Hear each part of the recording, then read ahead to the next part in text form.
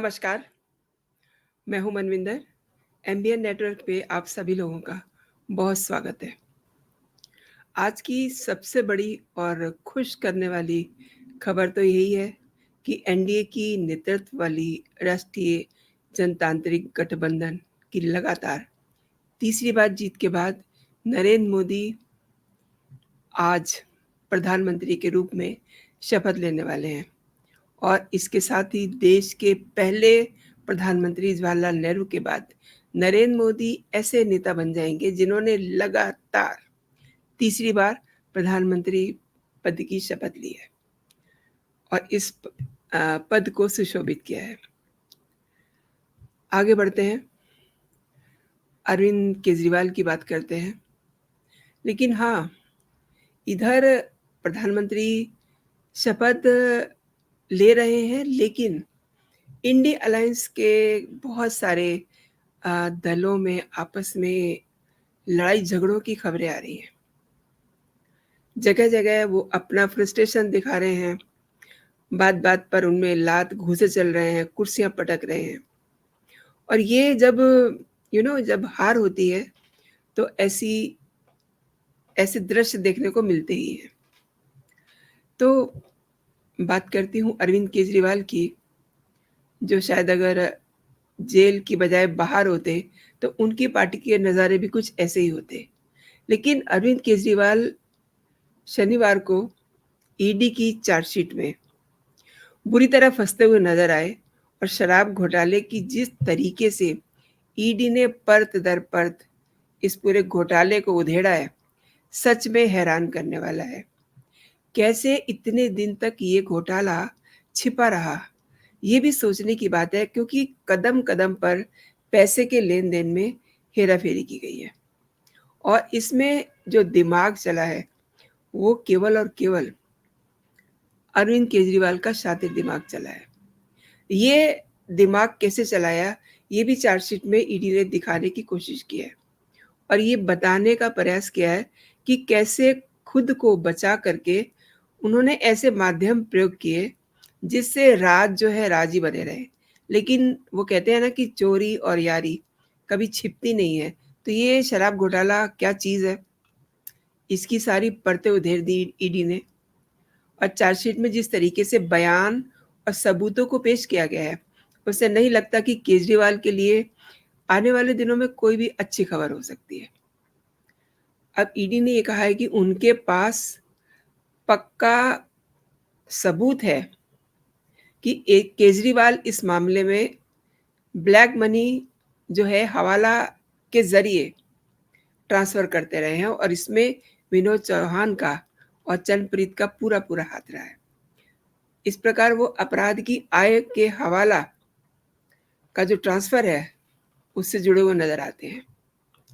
और केजरीवाल की विनोद चौहान के साथ एसएमएस और सिग्नल ऐप के साथ उनकी चैट हुआ करती थी, जिसके सबूत उनके पास हैं। यानी कि डिजिटल जो प्रूफ हैं वो अब ईडी के हाथ में आ चुके हैं, जिसके लिए कई बार कोर्ट ने कहा कि हमें प्रूफ दिखाइए, हमें मनी ट्रेल दिखाइए, हमें कुछ तो दिखाइए। तो वो सब चीज़ें अब ईडी के हाथ में है। विनोद चौहान पर ईडी ने गोवा में करीब करीब 25 करोड़ रुपए का ट्रांसफर करने का भी आरोप लगाया है। उनका ये दावा है कि विनोद ने साउथ कार्टेल के प्रतिनिधि अभिषेक बोहिनपल्ली से मुलाकात की और नकद ट्रांसफर का जिम्मा लिया। अब आपको याद होगा कि दिल्ली में भी इन्होंने किस तरीके से पैसे को इधर से उधर किया। इन्होंने जो घी के टीन होते हैं उसमें पैसे डाल डाल के और डीटीसी की बसों में भिजवाए ताकि किसी को पता ही ना चले। अब अगर डीटीसी की बस में कोई घी के टीन में पैसा लेके जा रहा है तो अगर कोई देखेगा तभी ना उसको पता चलेगा, अदरवाइज तो ये पता ही नहीं चलेगा। और ईडी ने विशेष न्यायाधीश कावेरी बवेजा की अदालत में जो अपनी चार्जशीट दाखिल की है, करीब करीब 182 पेजेस की ये चार्जशीट है, उसमें ईडी ने ये कहा है कि विनोद चौहान की केजरीवाल से काफ़ी दोस्ती रही है और वो सीएम के माध्यम से, यानी कि अरविंद केजरीवाल के माध्यम से दिल्ली जल बोर्ड में अफ़सरों के ट्रांसफ़र और पोस्टिंग भी कराते रहे। और ये भी बताया जा रहा है कि डिजिटल साक्ष्यों से ये साबित होता है, ये पुख्ता तौर पे दिखाई दे रहा है कि विनोद चौहान और अरविंद केजरीवालों में दोस्ती भी बहुत थी। दोनों लोगों में आपस में बहुत घनिष्ठता थी। विनोद चौहान के फ़ोन से कई हवाला नोट नंबरों के स्क्रीनशॉट मिले हैं। आप दोस्तों गौर कीजिए, अंडरलाइन कीजिए इसको कि विनोद चौहान के फ़ोन से कई हवाला नोट नंबरों के स्क्रीनशॉट मिले हैं और ये आईटी द्वारा जब्त किए डाटा में उल्लेखित नंबरों के जो नंबर हैं उससे मैच करते हैं। और ईडी ने ये तर्क दिया है कि इससे ये पता चलता है कि विनोद चौहान दिल्ली से गोवा तक अपराध की आय के ट्रांसफर में पूरी तरह से शामिल थे। गोवा में इसे चरणप्रीत अपने कब्जे में लेते थे। अब चरणप्रीत जो हैं केजरी के करीबी हैं और गोवा विधानसभा चुनाव में आपके लिए नकद भुगतान का किस तरीके से वो मैनेज करते रहे हैं आपसे छिपा नहीं है। इसी बिना पर उनको अरेस्ट किया गया था। ईडी ने विनोद चौहान और अभिषेक बोइनपल्ली समेत कई हवाला ऑपरेटर्स के बीच में जो बातचीत हुई है उसके स्क्रीनशॉट दिखाए और दावा किया कि आम आदमी पार्टी अपराध से प्राप्त आय की एक मेन कहना चाहिए कि इन्हें फ़ायदा मिल रहा था। और चरणप्रीत के लिए जो 2021 में गोवा में एक 5 स्टार होटल बुक कराया गया था, उसके साथ 2 और लोग थे केजरीवाल के जानने वाले, उनके लिए भी होटल बुक करवाया गया था। इसके अलावा उस समय विभव भी था साथ में, राम झा के लिए भी बुकिंग की गई थी। लेकिन किस तरीके से भुगतान किया गया इसका कोई तरकीब नहीं बताई गई कि कैसे भुगतान किया गया और चरणप्रीत ने ये भुगतान क्यों किया।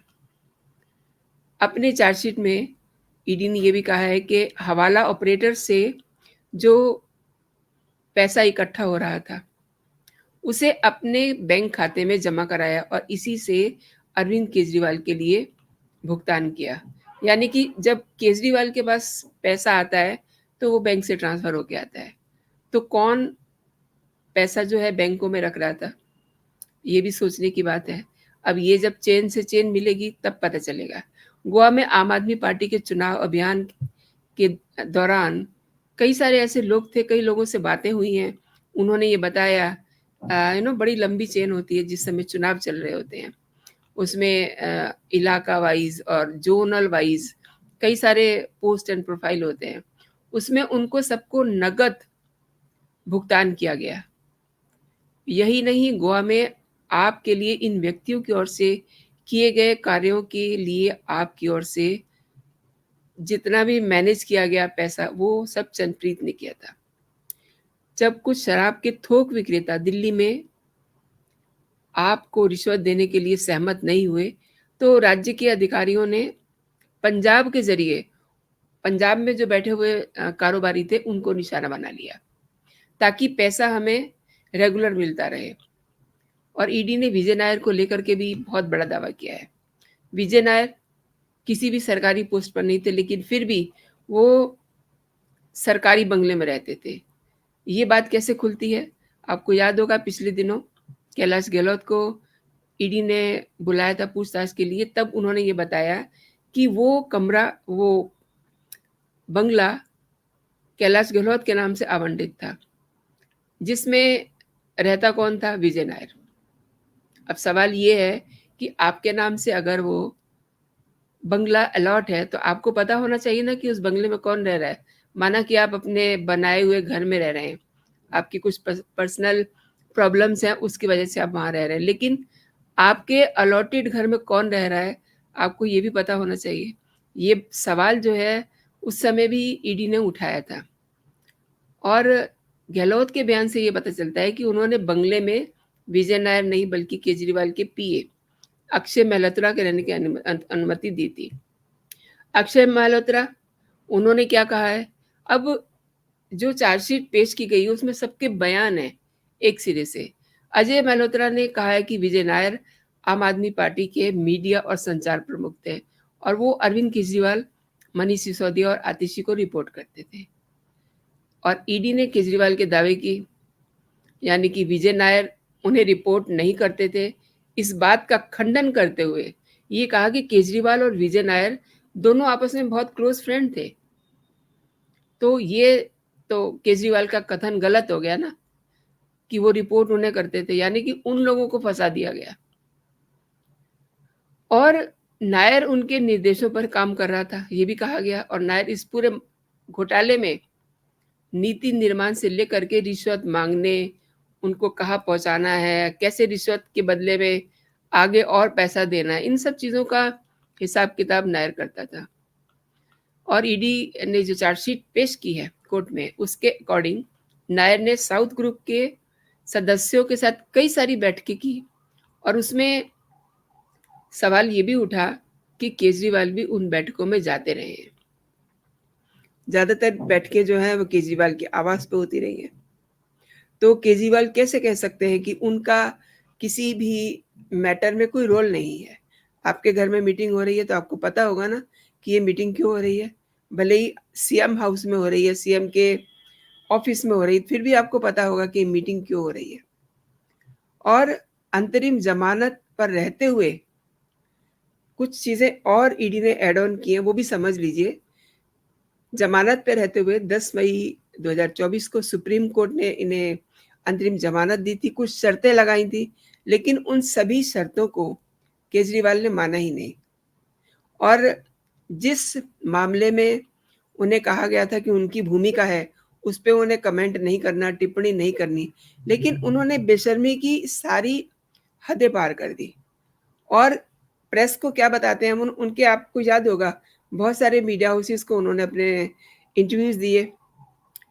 और इंटरेस्टिंग ये है कि जब उनसे स्वाति मालीवाल के साथ होती मारपीट के बारे में पूछा जाता है, तो कहते हैं कि ये मैटर जो है कोर्ट में चल रहा है। विभव के बारे में पूछिए तो मैटर कोर्ट में चल रहा है। लेकिन अपने लिए जब उनकी से बात होती तो कहते थे कि मुझे गलत तरीके से फँसा दिया गया है। जबकि उन्हें अपनी भूमिका पर टिप्पणी करने से मना किया गया था। अब आप देखिए कि इतना सारा रायता अरविंद केजरीवाल फैला चुके हैं और कहते हैं कि इनको ज़मानत मिल जाए, मतलब इनको रेगुलर ज़मानत मिल जाए। कैसे मिल सकती है? अब कोर्ट ने सीएम अरविंद केजरीवाल की ज़मानत याचिका को 14 जून तक के लिए पेंडिंग में डाल दिया है। हालाँकि दिल्ली के सीएम जो अरविंद केजरीवाल हैं, अभी रिज़ाइन तो दे नहीं रहे हैं, तो उन्हें सीएम ही कहा जाएगा। इनकी याचिका पर सुनवाई के दौरान काफ़ी तगड़ी बहस होती है, और कोर्ट में जो ईडी की तरफ से अतिरिक्त सॉलिसिटर जनरल एसवी राजू हैं, काफ़ी भड़क गए थे, उन्हें गुस्सा आ गया था। उन्होंने अरविंद केजरीवाल के वकीलों पर काफ़ी तीखी टिप्पणियाँ की। उन्होंने काफ़ी, मतलब बियॉन्ड जाकर के उन्होंने अपना जो है रिएक्शन दिया, क्योंकि कुछ बातें ही ऐसी होती हैं कोर्ट में, इसलिए उनको ये सब करना पड़ा। अरविंद केजरीवाल के वकील एन हरिहरन ने अ, ये कहा कि 8 जून तक के लिए समय माँगा कि उनको ज़मानत दे दी जाए। मतलब ज़मानत इनको मिल चुकी है, ज़मानत के बाद कितना सारा इन्होंने रायता फैलाया, उसके बाद फिर वापस गए हैं तिहाड़, अब फिर ज़मानत के लिए फड़फड़ा रहे हैं। और शनिवार को जो सुनवाई होती है, उसमें क्या कहा गया? उसमें ये कहा गया कि हमें जल्दी से जो है इस पे अपना फैसला दीजिए। ईडी ने कहा कि इतनी जल्दी कैसे जो है इस पे बातचीत हो सकती है, और राजू ने ये भी कहा कि समय जो है वो ये तय नहीं करेगा कि केस किसका है, क्योंकि उनके पास केस और भी हैं। लेकिन पूरे मामले में जल्दबाजी किसे हो रही थी? केजरीवाल के वकील को। अब एक ही केस तो है नहीं, और ईडी के वकील ने ये भी कहा कि गर्मी की छुट्टी जो है होने जा रही है कोर्ट्स में, और 8 जून से ये शुरू हो रही है। अगर ये मामला अवकाश न्यायाधीश के सामने रखा जाता है, तो फिर उनके लिए अपनी प्रॉब्लम हो जाएगी, उन्हें अपनी छुट्टियाँ कम करनी पड़ेंगी। हालाँकि एसवी राजू ने ये भी दलील दी कि अरविंद केजरीवाल के वकील जो हैं वो बिल्कुल भी उनको सहयोग नहीं कर रहे हैं। यानी कि कोई भी अगर मैटर है तो उसे पढ़ने के लिए समय चाहिए, लेकिन वो एडामेंट है अपनी ज़िद पर, तो ऐसे नहीं हो सकता। उन्होंने ज़ोर दे के कहा कि ईडी कोर्ट की छुट्टियों का हवाला दे कर के सुनवाई को लंबा नहीं खींच सकते। ये कह रहे हैं अरविंद केजरीवाल के वकील। तो इस पर काफ़ी बहस हुई। मैं आपको बता दूँ कि दिल्ली का जो शराब घोटाला है, अभी फ़िलहाल इसमें अरविंद केजरीवाल की मुश्किलें जो हैं वो कम होती हुई नज़र नहीं आ रही हैं। क्योंकि ज़ाहिर-सी बात है अरविंद केजरीवाल के जो वकील हैं, वो चाह रहे हैं कि उन्हें जल्दी से जल्दी रेगुलर ज़मानत मिल जाए और आज जो गर्मी की छुट्टी होती है उसका लास्ट डे था, वो चाह रहे थे कि आज के आज ईडी उसको पढ़ लें और उसके ऊपर अपना जवाब दें। ईडी ने कहा कि इतनी जल्दी इसको नहीं पढ़ा जा सकता, इसके लिए समय चाहिए। अब सुप्रीम कोर्ट ने अरविंद केजरीवाल को 1 जून तक के लिए अंतरिम ज़मानत दी थी, आपको मालूम है। उसके बाद 2 जून को वो दोबारा तिहाड़ में सरेंडर कर चुके हैं। लेकिन उसी दौरान ये सब बातें भी आईं कि वो अ, अपनी नियमित ज़मानत, रेगुलर ज़मानत लें। अच्छा, अभी तक जो इनकी लीगल टीम है अरविंद केजरीवाल की, उन्होंने रेगुलर ज़मानत के लिए कोई बात नहीं की। क्योंकि वो अपनी गिरफ्तारी को ही नहीं मान रहे थे कि हाँ, गिरफ्तारी गलत है, अगर ज़मानत माँगेंगे तो फिर गिरफ्तारी प्रूव हो जाएगी। अब जाकर के उन्हें समझ आई है कि गिरफ्तारी तो उनकी हो चुकी है, ऑन रिकॉर्ड है। हाई कोर्ट ने कह दिया है कि आपकी गिरफ्तारी जायज़ है। सुप्रीम कोर्ट में इसकी सुनवाई अभी पेंडिंग है, लेकिन अब उन्हें लग रहा है कि हाँ, नियमित ज़मानत जो है वो भी लेनी चाहिए, वो भी कोर्ट ने इन्हें एडवाइस किया है। और ये भी एक अनोखी अ, घटना होगी कि उन्होंने कोई अंतरिम ज़मानत के लिए एप्लीकेशन नहीं दी, याचिका नहीं दी और कोर्ट ने उनको अंतरिम ज़मानत दे दी। अब इस बात पे कोई बात करने का मतलब नहीं बनता क्योंकि वो तो दोबारा फिर से जेल जा चुके हैं। लेकिन ये सारा जो मामला है इतना पेचीदा हो गया है। एक तरफ जो ईडी हैं, उन्होंने इस तरीके से पूरे केस को उधेड़ के रख दिया है, उसमें से जो चीज़ें निकल के आ रही हैं, वो अरविंद केजरीवाल के लिए बहुत, बहुत सारी मुसीबतें पैदा करने वाली हैं। दूसरी तरफ अरविंद केजरीवाल के वकील ये चाह रहे हैं कि जल्दी से जल्दी उनकी जो रेगुलर बेल है, उनको मिल जाए। दोनों चीज़ें आप अगर मिला कर के देखिए, तो क्या अरविंद केजरीवाल आपको लगता है कि निकलते हुए दिखाई दे रहे हैं आपको? उन्हें वो बिल्कुल भी इस पूरे मामले में से बाहर नहीं निकल सकते। कुल मिलाकर के वो शराब घोटाले के दलदल में बुरी तरह से फँसे हुए हैं, क्योंकि जो गवाह हैं, उन्होंने बयान दे दिए हैं, जो सबूत हैं, वो भी पूरी कहानी खोल कर के कह रहे हैं कि हाँ, यहाँ से पैसा आया, यहाँ पैसा गया, किस तरीके से पैसा गया, सारे डिजिटल प्रूफ हैं। तो दोस्तों, आने वाले दिनों में अरविंद केजरीवाल के लिए कोई अच्छी खबर नहीं आने वाली।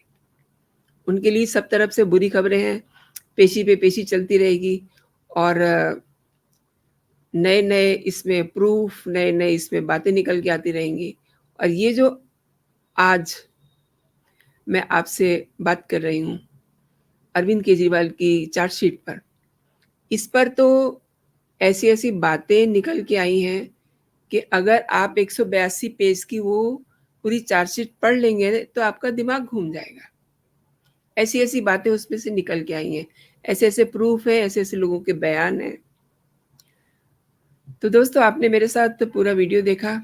आई होप आपको ये मेरा वीडियो पसंद आया होगा एंड आज प्रधानमंत्री जी शपथ भी लेने वाले हैं। अगेन मैं आपको याद दिलाती हूँ, तो आज का दिन बहुत ही खुशी का दिन है। ये बात अलग है कि इंडियन अलायंस के लोग जो हैं, इस समय सदमे में हैं और केजरीवाल तो बेचारे वैसे ही जेल में हैं। तो आपको मेरे कंटेंट कैसे लग रहे हैं? आपको मेरे वीडियोज़ कैसे लग रहे हैं? अगर आप मेरे चैनल को पसंद कर रहे हैं तो इसे लाइक कीजिए, इस वीडियो को लाइक कीजिए एंड चैनल को सब्सक्राइब कर लीजिए। बेल आइकन ज़रूर आप प्रेस कर दीजिए ताकि आपको मेरे सभी नोटिफ़िकेशन समय से मिलते रहें। तो अभी के लिए दोस्तों इतना ही। आप अपना और अपनों का बहुत सारा ख़्याल रखें। खुश रहें, स्वस्थ रहें। जय हिंद, जय भारत।